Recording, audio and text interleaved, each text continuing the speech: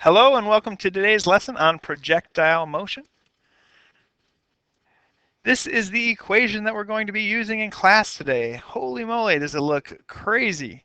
You have this x, this v sub 0 t cosine a plus x of 0, and man, that's pretty tough. Uh, let's, we don't necessarily need that right now, but that's the equation we'll be using. The main part of that we need to focus on right now is uh, that a force pushes all objects towards the ground using this expression. So negative 0.5 g times t squared. Now g is the coefficient of gravity. So everything is being accelerated towards the ground by gravity and using this equation. Now gravity depends where you're at and what units you're using. So if meters per second and feet per second, or meters per second squared and feet per second squared, these are the two most common. But for your homework, you'll need to know this entire table because there's going to be some questions about being on the moon and being on Mars. So you can pause the video and write these down. All right, in this lesson, we're going to consider horizontal as well as vertical motion of a projectile. So a projectile is going to come up and come down and hit something. It doesn't always hit something. Usually it hits something. Like this one, a ball rolls off of a table with a horizontal velocity of 1.5 feet per second. So this ball starts here, and when it hits the end of the table, it's moving horizontally at 1.5 feet per second. So if I want to write the equation to model the horizontal position of the ball, it's going to move 1.5 for every second it moves. So 1.5 times t is my equation horizontally. All right, if I want to look at my equation vertically, well, we have to consider a few things.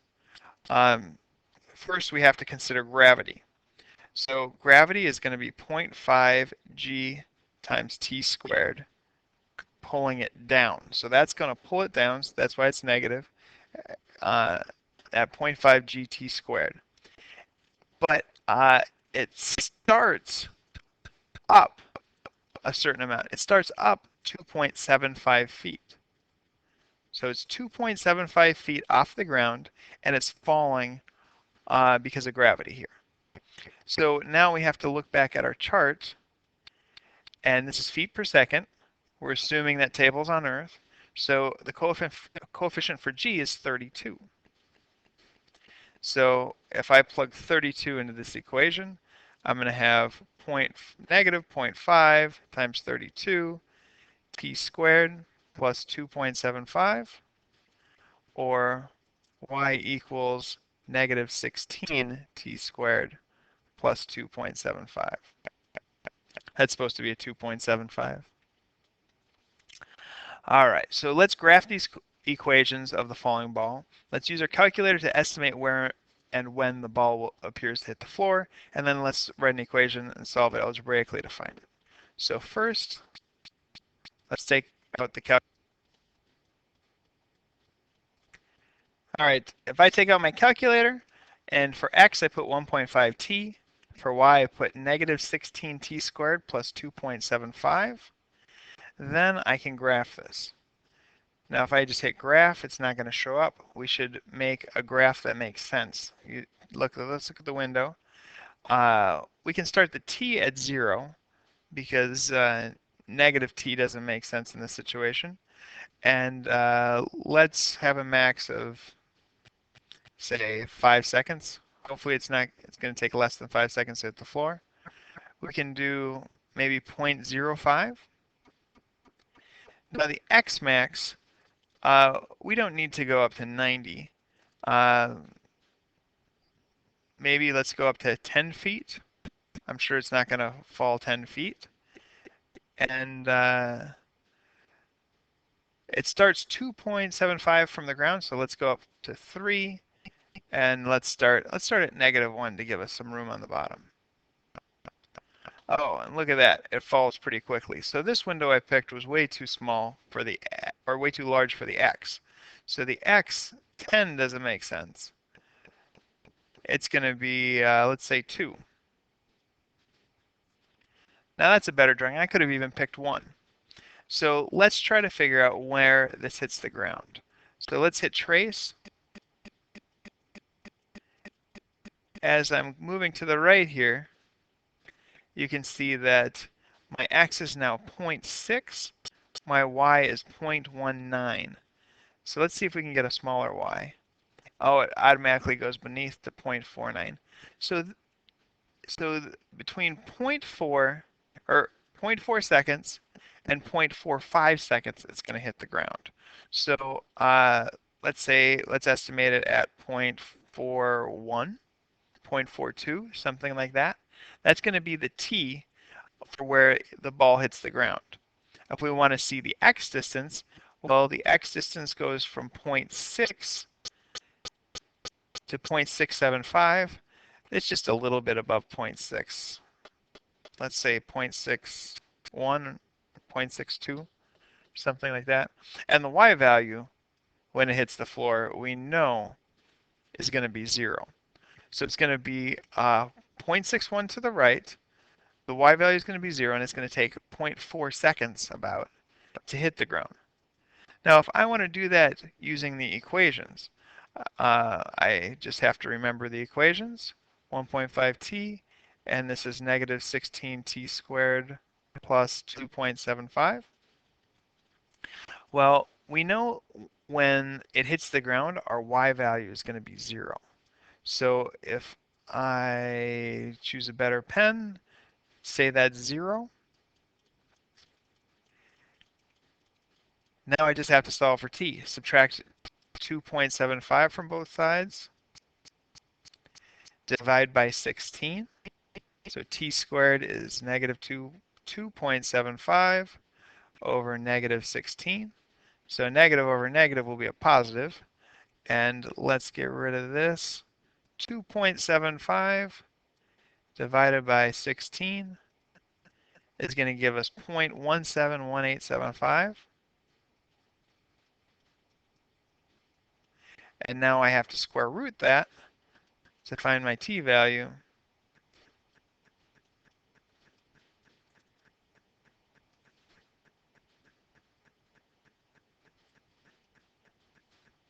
So 0.414 is a t value. And up here, we estimated it to be 0.41 with the calculator. Now, if I want to figure out where it hits the ground, I just have to put that value in for t to find my x value, because my x value would be 1.5 times 0.414. That doesn't look like 0.414, but hopefully you can tell what I'm trying to say. This is 0.62. So about 0.62 to the right, I guess 0.61, it's going to hit the ground, and that's after 0.414 seconds. Now we have a slightly more complicated problem. Lorna hits a softball. Lorna is a great name. She hits a softball so that it travels at an initial speed of 120 feet per second at an angle of 30 degrees above the ground. If the bat hits the ball 3 feet above the ground, how far does the ball go horizontally before it hits the ground? Wow, this one's trickier. So we have to think about horizontal forces and vertical forces. So she's going to hit the ball. It's going to go up like this with an angle above the horizontal at 30 degrees.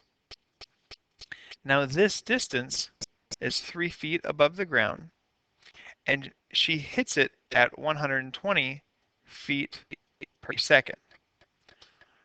All right, now we have to think about all of the things affecting x and all of the things affecting y.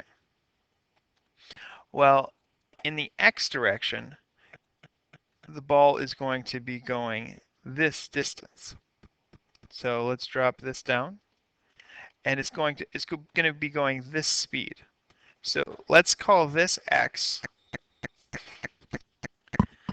All right, now if that's x, we have to figure out in the x direction how fast that's going. So in the x direction, this would be cosine, because the cosine of 30 would be x over 120.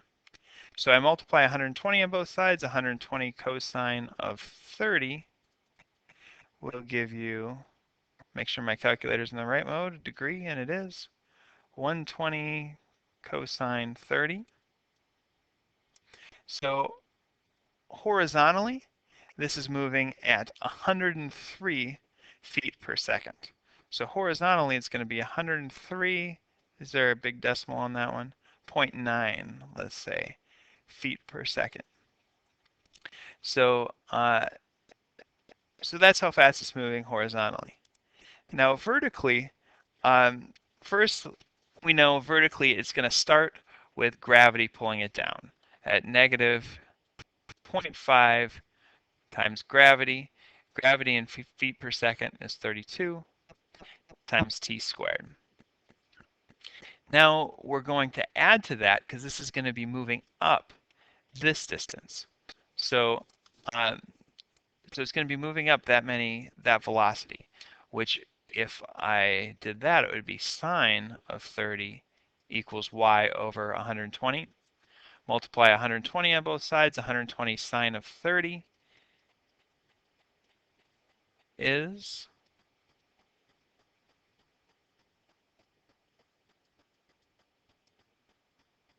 60. So this is going to be moving 60 feet per second up. Oh, I should say that's a T, not an F. Ah, quick change. Also, we have to think about one more thing vertically. This starts 3 feet off the ground. So let's add a 3 to that.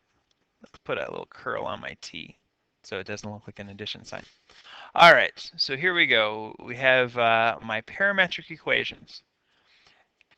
I could simplify this a little bit. Maybe I should do that.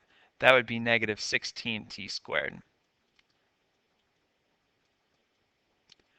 All right, so these look like messy equations, but this is where I get my gravity, this is my vertical speed, and this is how far off the ground I am.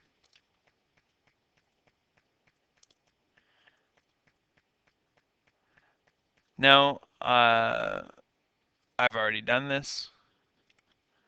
So if we want to know where the ball hits the ground, we also need to know when the ball hits the ground. That means we have to set our height equal to 0 and solve for t. So let's try to find out where and when the ball hits the ground.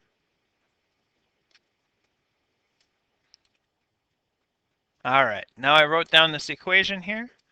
And so now if my y is equal to 0, 0 equals negative 16t squared plus 60t plus 3.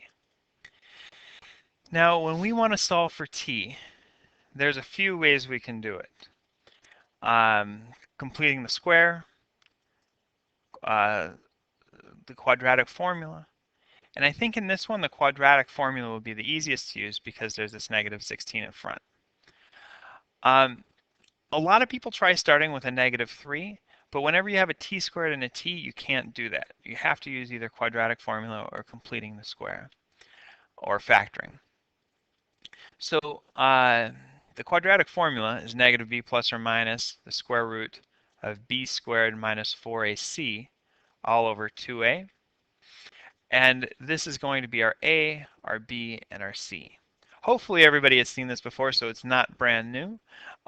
So we put in these numbers, negative 60 plus or minus the square root of 60 squared minus 4 times negative 16 times c, which is 3, all over 2a, so 2 times negative 16. All right, so this is how we solve for time. So these are going to be our t values. So we'll have negative 60 plus or minus. Let's figure this out. And it'll all be over negative 32. So 60 squared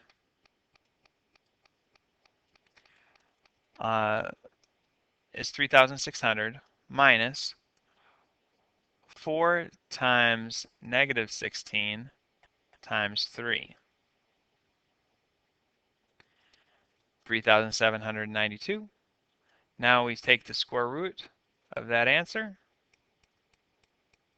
and that'll be 61.57, I believe, 579. So I'll take negative 60 plus 61.597, all divided by 32, and negative 60 minus 61.597 divided by 32. So if I take negative 60 minus 60, I can just say the answer,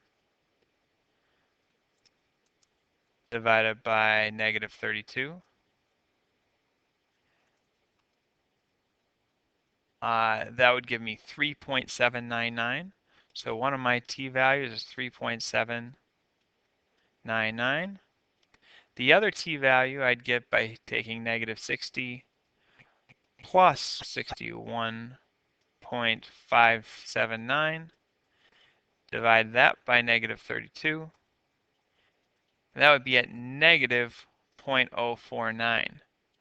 Now, does it make sense that the ball will hit the ground negative 0.4 seconds before it's hit? No, so that one just doesn't make sense, so we won't use that one. So this is the answer that we need. So it's going to take about 3.8 seconds for the ball to land. Now, if I want to figure where the ball lands, we know the y value is going to equal 0 when it lands. The x value, what we have to do is look up at our equation, which I have to find again, 103.9 t. So 103.9 t, 103.9 times my time of 3.799. If I multiply those out,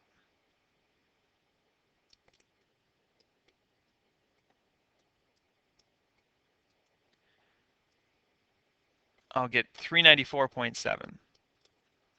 So it's going to land on the ground 394.7 feet horizontally.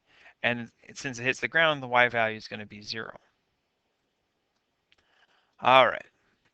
So we came up with the formula for horizontal and vertical projection. Now, if I have an object at a degrees, I can, and this is my initial velocity going up, I can always know that there's going to be an x component that's going to be, I could take cosine of a equals x over my initial velocity.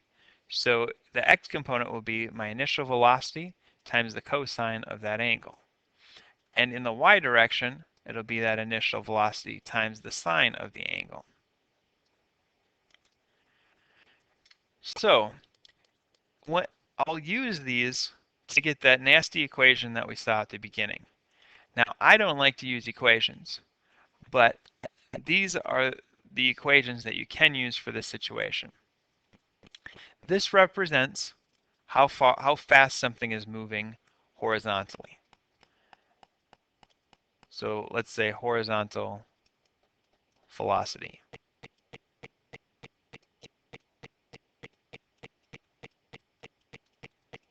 And x of 0, we didn't use that, but that's your starting point horizontally. Now, we would use that if you start 10 feet to the right. But in both of our situations, we're just going to start at 0, 0.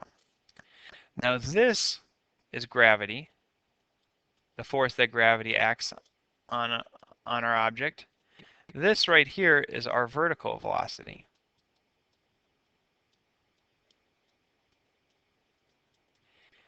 And this is the starting point off the ground.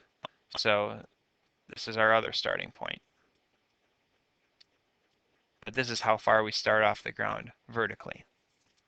So you can write this down. Some people might use this equation to figure out how this works. Whatever method helps you, go and use it. All right, now you have the worksheet. Good luck.